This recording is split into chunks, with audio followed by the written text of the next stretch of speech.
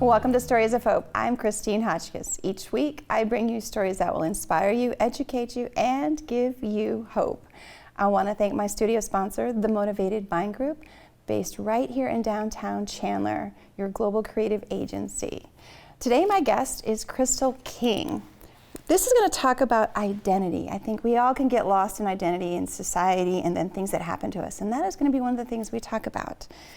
Crystal was the result of a white swapping swingers. She wasn't told until her biological father had passed away when she was 12. Crystal struggled most of her life with not knowing her identity and her mother not loving her the way a child should be because of her mother's own guilt. Now this is going to be a definite different type of conversation and topic, so be prepared.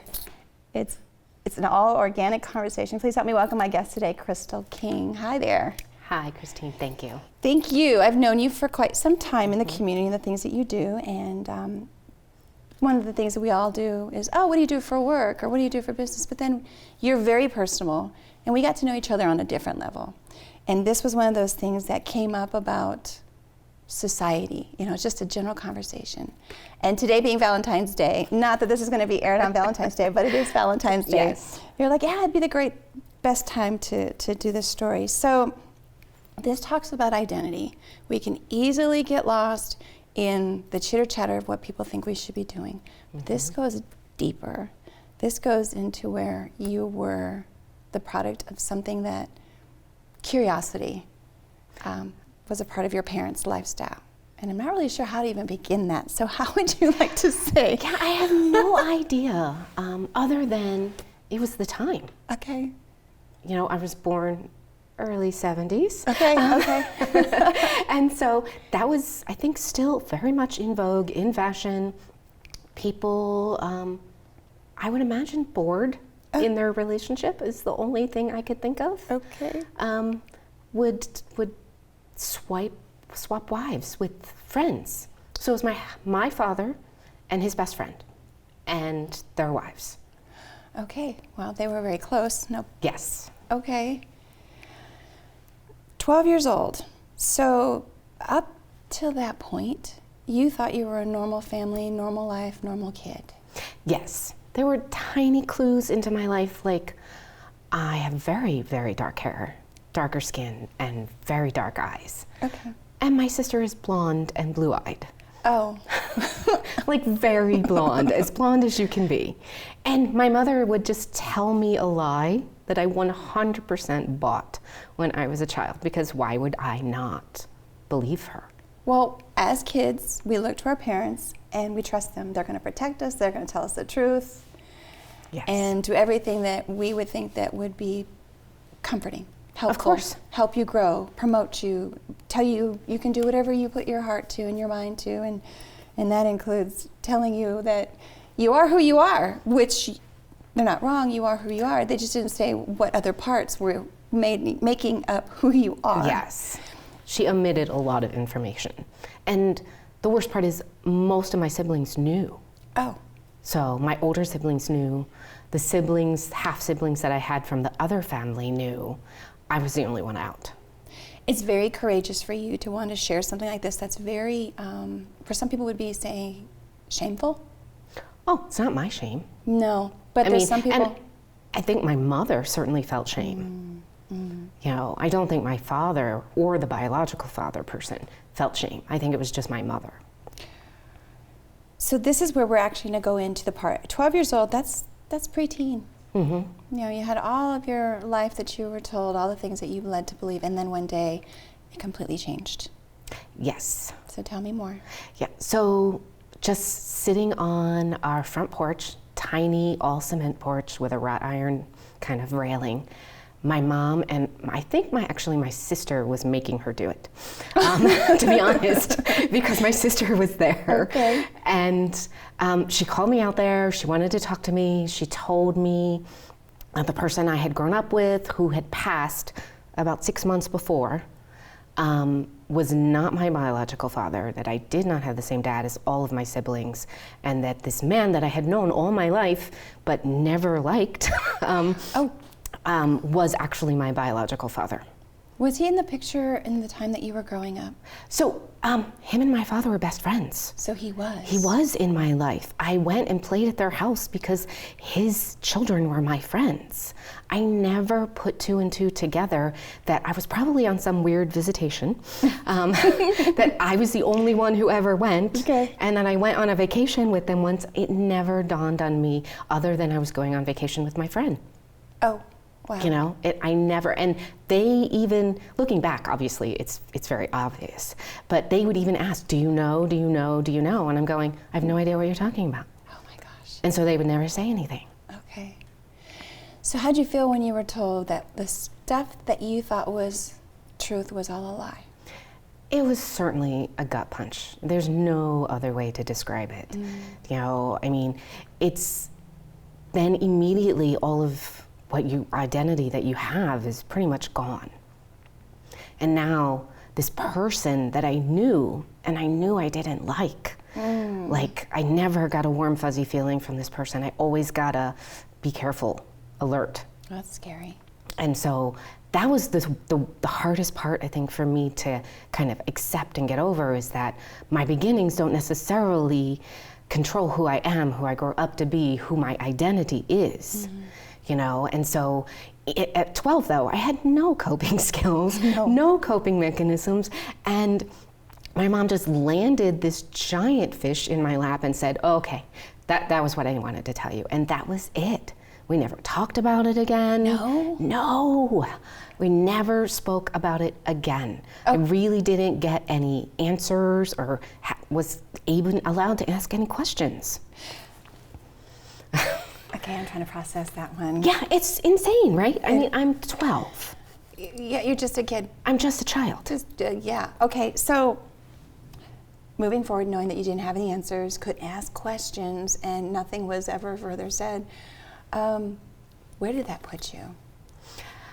It really, I was still reeling from my father's death. I was in deep, deep grief. The man that you knew to be your father? Yes, and then the fact that she decided to tell me all of this then, where I still hadn't had any kind of like grief counseling or anything like that to help with that.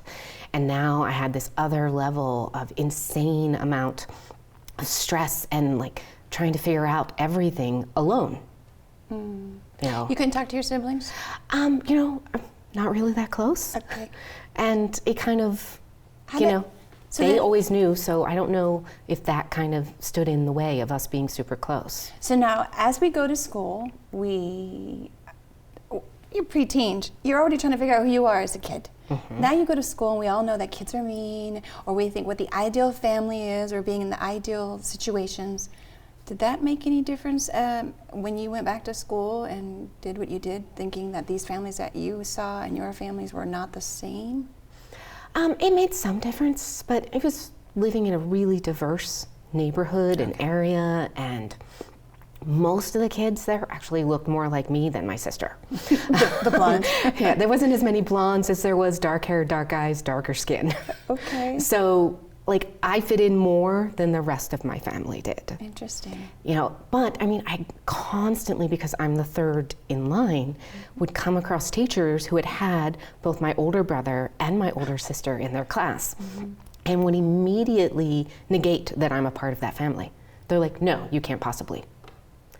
And I'm going, oh no, that's my brother and that's my sister. You know, and so that was a very strange school thing that I came across all the time. So, coming into young adulthood and still having no answers to questions, was there any time where you were trying to figure this out on your own and still trying to figure out who you are? Because I know even at our age, we're still trying to figure out things as we go along. Yes. So I, for a while, kind of put it out of my mind and put it like on a shelf and just existed, to be honest. It wasn't until I was much, much older that I went kind of searching for my own identity of who I am and how I can define that. And how would you define that? So, you know, I don't feel like I'm a person who was created in a shameful event. I feel like I was a person who was created for a person. Okay, for a reason. And I think that's to help other people. You know, I've always known I was supposed to help people. Sometimes I just help by listening. Sometimes I actually help by doing things. Sometimes I help with my personal business. But this story is, I'm sure I'm not alone. No, no, no. And I'm sure there are many, many children out there that have been born and then not necessarily loved like their siblings. Like I 100% knew I was not the favorite and not even the like not favorite. I was the, I wish you weren't here. And it was not hidden. No. No, I mean, it was definitely not hidden to my sight, especially after she explained what happened. You know, it was so simple to see, but I never wanted to believe it before that. And then just growing up, it just became evident that I had to be more self-sufficient than all of my siblings. You know, and I had to, if I wanted something, I had to go after it and get it for myself. Because I couldn't count on her like the rest of my siblings could. So what kind of relationship did you have with your mom there forward? So, I mean, it was well, at first, we did not have a relationship. She, soon after my father passed, became a drug addict and an alcoholic and left us for a few years. Oh my gosh. Oh, now you're totally abandoned. No, well, technically. Yeah. Yes, and so by the time I'm almost 16, I have to go back to live with her because essentially we got kicked out of the house that we grew up in because we were squatting. Squatting. Not fun, by the way. But I feel like even though my beginnings of life and kind of middle life were extremely crazy, traumatic, stressful, it gives you an opportunity to kind of really see what you're made of, first off, and what you will put up with, secondly. And then it gives you your own guidelines. So I had to always figure out my own boundaries, my own limitations of what I will do, what I won't do, what I'm okay with in life, in relationships, you know, and that is an unfortunate situation. Most people have a mom there. And then when I went and moved back in with her, I really only went for my little brother. I would not have if there was nobody else behind me, but I didn't want him to experience any of the things that I experienced, you know, while she was there, while she wasn't there, you know, and so I just stepped back into that knowing it was not going to be good and that I would get out as soon as I possibly could. And then the relationship was on my terms, not hers. Even though I lived in her house, you know, I had my own job, I bought my own car, I paid for my own insurance, you know, so I did what I wanted mostly. And I was still respectful, I was never disrespectful to her. I was angry for a long time and resentful for the lack of love, to be honest. You know, we talk about self-love, you know, today's Valentine's Day, and it's a whole different meaning to a lot of people. I'm not a Valentine's person because of stuff that's happened in my past, but I make it that, and it doesn't have to be that, but I find the opposite of it as well as like, you know, my first loves were my children, and I got to be the mother that my mother wasn't for me. So I'm hearing, you know, you say, oh, most homes have a mother. Well, it depends on what type of mother you're talking about. If it's a loving mother, an understanding mother, a guiding and safe mother, but it didn't sound like that's what you had. No, that's not what I had. And no, so with the self-love and identity, we're looking at a lot of confusion and perhaps depression. Well, no, I don't think I was ever really depressed. I really feel like I have a unique ability that's kind of been instilled with me to handle more stress than most people.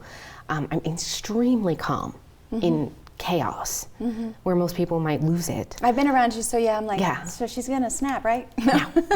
I don't normally snap until it's either. all over, if I snap at all. Yeah. You know, and then normally, because I've lived with such a high level of stress and chaos and trauma for a long time, I've learned to kind of deal with it and have my own kind of coping mechanisms. But later in life, and through a lot of therapy, I learned those don't necessarily work for me anymore. No. No. Now, you're a mom, are you not? I am a mom, and I became a mom way younger than I thought I would. So when did you actually establish? You talked about the boundaries, we talked about self-love, we talked about the lack of love. and the support, where did you find, and the therapy, where did you find you could identify yourself as Crystal? So I always, you know how sometimes in families people are like, oh, you're the black sheep. Oh, yeah. I've always been the black sheep. I've always known I was meant for a better life than what I got. I was meant to do more than what I currently have done. And that there's a bigger life, a bigger situation waiting for me. And when I stepped into being a mom, I was a younger person and I knew exactly what not to do. I didn't necessarily know what to do, but I knew exactly what not to do. And so I was like, okay, well, if I do the opposite of what I know, Right. I'll be good. Yeah. You know, and that really worked for me for a very long time. And then when my children got to be the age that I basically stopped having a parent, I read books. I talked to friends, I read books, I taught myself because it was like, I have no idea how to teach you boundaries unless I teach myself boundaries. Absolutely. Understand that one. Yeah. So being a parent, we're going to go back on the medical part of it. Did you ever have anything that you had to be concerned with as far as medical? Because you go to the doctor's office and they say, oh, so do you have this, this, and this? And you knowing that you come from somewhere else with none of that, how did that work for you? I lied for years on all the medical forms because I only knew the medical history of the person who had passed, my father who had passed. So years later, long time later, I was like 40 and I went, I probably should know like my real medical history. Like you're getting to the age where stuff is starting to matter. Absolutely. So I reached out through social media to the half-sister I used to play with as a kid. And I said, okay, I actually need to know like your side of the family's medical history. Please. You know, please, because I only know the lies that I've been telling. That was my dad's medical history. You know, and so there was a lot of information there. You know, and some things I did need to address right away. And the lies actually do hurt. They do really hurt. People will say, oh, what you don't know won't hurt you. I disagree with that 100%. I definitely disagree with that because I could have lived forever without knowing this information. And not only would it have changed my identity, who I am, but it might have changed my outcome. You know, because of the fact that I found that out and realized at a very young age that the person who was my mother was not really there and was really not gonna be there. Right.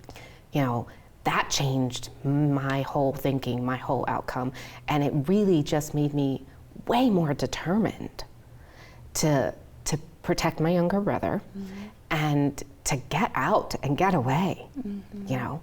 As an adult, I went back and I forgave her, of course, because I eventually realized she was just doing the best that she could with what she was equipped with. I think that's what we can mostly say about anybody. Yes, I feel like everybody's just trying to do the best they could, but you know, sometimes it's not very good.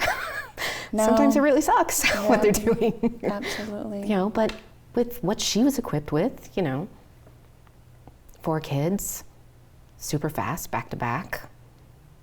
And her own secret. And her own little secret, you know. She probably felt shame, but we won't know that. No. She's no longer here, and it's not something that she would probably talk about. And nobody has to.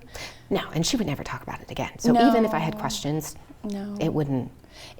I love the fact that you have said all the different things that you have decided what you were going to take and own because you're Crystal.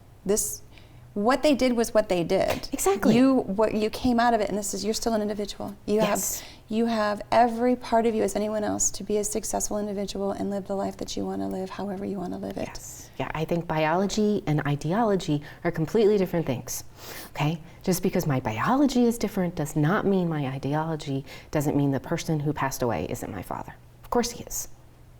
Even the person, the one that biologically gave you here, Yeah, and the one who raised you as his. Exactly, yes. They're completely different men, but at the same time, like, I don't have to, just because somebody is a donor, which is basically what I consider him, doesn't make you a father.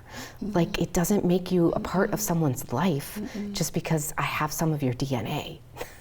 I understand that statement very well. And I'm sure a lot of other people will understand that statement very well too. Well, yeah, because I mean, we're living in a world where you can have babies any kind of way. Yep. And I don't think people realize It's still life. the identity crisis that can create if you're not open and forthright with that information early. And I had never heard of it. I mean, you hear of the activity. I'm certain. Which I believe is very popular right now still. We're not going to have that conversation. I don't know. I don't think so, but I have heard it is extremely popular right now. And we could go back on you saying being bored, but we're not going to have that conversation. No. But it does have a consequence. It does. And I think we had talked just before we started recording. Human nature, the things that we do, we don't realize that there can be consequences to something until the result is right there in your face and says, oh, that was probably not a good idea. Yeah, So you have a daughter. I do. Tell me about your daughter. So I have an adult autistic daughter who lives in a group home now in Gilbert. And then she has technically a step brother who lives in Oregon. Who's not biologically mine, but that was the first baby. I said, yes, I'll be a mama too. Okay. So you won't have to have this conversation or worry about anything with your daughter. No, she's the sweetest. I always describe her as like the most happy-go-lucky person that you will want to walk and be a part of any kind of life with. And her autism and moving here has really complicated her life.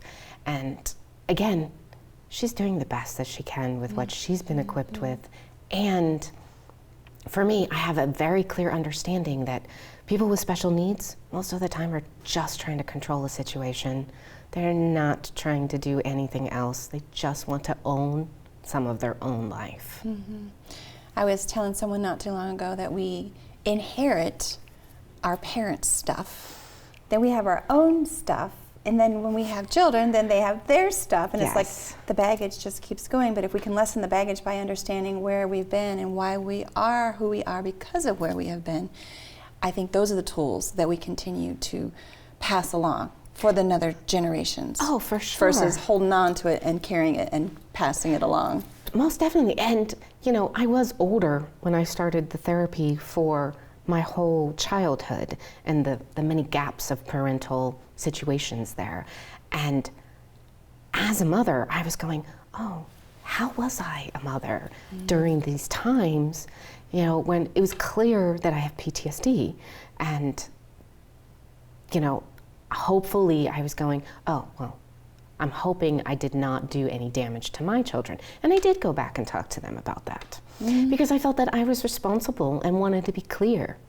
You made me feel totally normal now because I have a son who's 28 and I have asked him several times, so is there anything that I could have done differently to get you to where you're at? He had one thing, but that was so minor compared to what I thought it could have been. And so I was like, okay, I did pretty good for not knowing what I was doing and the stuff that I had inherited along my way and my own stuff as well. So yeah, I think people inherit not only personality traits, but bad habits. Oh yeah. We pick up things from the people who are supposed to be guiding us and helping us grow and helping us become people, and they don't realize what they're also sharing with us. Right. You know, their anger, maybe their, you know, really short fuse, maybe, you know, like they're yelling or whatever it is that they're also sharing, that comes along with it. Absolutely. Yeah.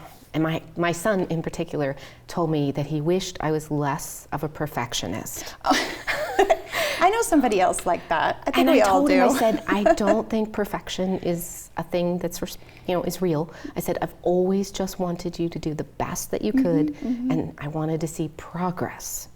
That's a big difference. And ideally, it is your thing. Yes. And so if someone sees it that way, that's fine. It's still yours. You deal with it and you work with it. And the individual that I know that's that way, a few people, they had to realize that it was theirs instead of getting frustrated with someone else. And so I have to remind myself to go, you could be driving down the road and someone is not driving the way you want them to drive, and you're like, really? Because that's not what you do. You're like, no. No, but that's expectations. It's actually, That's putting your expectations on other people, True. which has been something that I have had to come to terms with many times, and actually have had to have conversations with business partners, with my husband, and say, oh, you know what, I'm sorry. I put my personal expectations, which are insanely high, on you. I'm sorry, I did not mean to do that. Right. What I meant to do was have a clear conversation about boundaries and expectations. True. Because I did not learn boundaries, that is a conversation I have frequently. Understood. So I have a final question. Okay. It's not as difficult, I don't think. I think it actually could sum up everything. And I always love asking this question because I get a different answer, or if I get the same answer, then I get educated and I learn something more about myself and how to, again, work in the world, deal with people, because I choose to be that person, always trying to better myself. And this question is the only question if I was able to ask to get an idea of who you are about and why. Ready? Yes. What message would you like to leave our listeners based on your journey of life? Oh my goodness. Okay, so I think that's pretty simple. It is your life. You have to own it. You have to create boundaries and your own expectations, and hopefully you work to be a better person every day and guide your own self if there's no one else there to guide you. And learn and follow people that you would like to be and emulate. It's just knowing and creating your own person. Very powerful. Yeah. Being your own person. And I always say, you are your own person, but I don't think we identify and own what that really means, especially if you're in relationships with people or trying to attract people. That's a good... That's owning your own happiness too, because other Happiness. people will not make you happy. No. You have to figure life out and who you are, and then figure out who's going to be in your life with you. Right. Boundaries too. Thank you for answering that question and leaving it with a great identity of owning who you are, accepting who you are. Yeah, loving who you are, all of you. Some of us it's hard. Some of us it's not so hard. Well, Depends on our walk. I think it's hard for everybody because everybody looks in a mirror, everybody looks at themselves and goes immediately to the spot that they don't like. And you have to learn to love even the spots we don't like. You know, the spots that nobody else sees except you. Right. Or the things that have happened to you. You have to be able to accept them as part of who you are now and move forward. Otherwise, you will be stuck in things like depression, you know, because you're not focusing on the bettering of yourself and creating health. Thank you for being my guest today. You are so welcome. Thank you so much for having me. Yes, yes, yes. Oh, I always love having these 30 minutes. It goes so fast. But I always learn something really fast in all my interviews. I want to thank my studio sponsor, the Motivated Mind Group, your global creative agency based right here in downtown Chandler.